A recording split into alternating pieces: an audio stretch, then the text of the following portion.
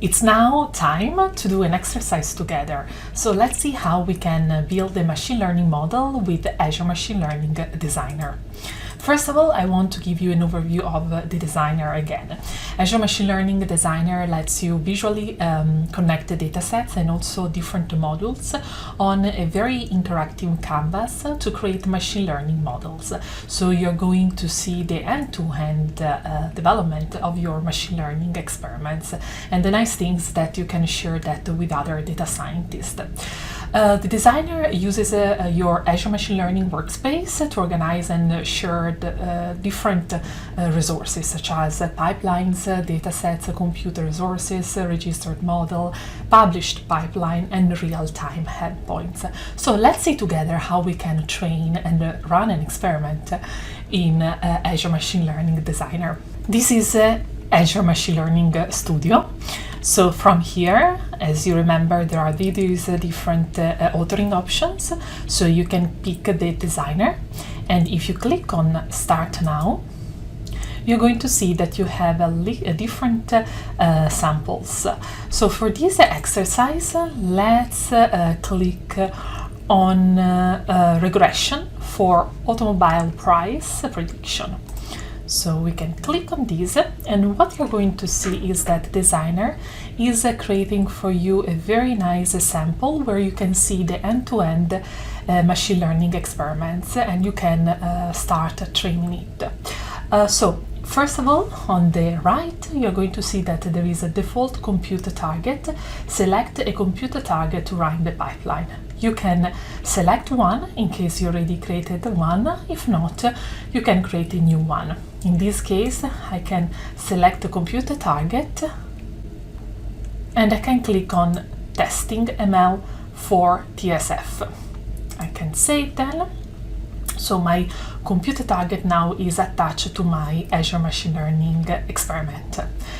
As you can see here, there are different components for designer. There is the dataset, there is the select columns dataset module, then there is the clean missing data module, and then the split module. This is about splitting your dataset between testing and training, and then you can train the model. In this case, we are training the model with the two different regression. On one side, as you can see, we are going to see the Boolean. We are going to try the Boolean decision tree regression, and on the other side, we are trying the decision forest regression. You train the model, and then you score the model, both models. This is the moment in which you use your testing dataset in order to see how your model is performing, and finally you evaluate your model. In order to see the results from each of these modules, we need to click on Submit, so that the experiment is going to run, so that we can see the results from each module. Let me click on Submit. Here, let's click on Create New, and let's call it Automobile Experiment.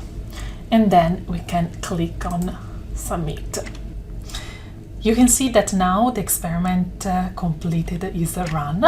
So a few things that I want to show you are the following. The select column dataset is a very, very important module, because you can select all the columns that you want, or you can exclude all the columns that you want for your experiment. In this case, you can see that you have two options, with rules or by names. We pick with rules, and we exclude the ones that have a specific name, such as normalize losses, because based on the previous experiment, we realized that that specific feature didn't have any predictive power. So we prefer just to exclude that from our set of features. Then there is the cleaning missing data module. Here you can see that you can select different options in order to clean your missing data. The split data module is also very, very important. In this case, you have different options for splitting your data set by split rows, regular expression, or relative expression.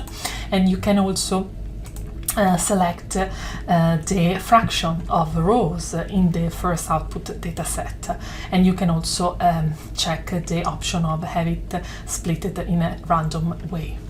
I already mentioned that we use two different regression topologies, boosted decision tree regression and the decision forest regression. And then the final module that I want to show you is the evaluate the model.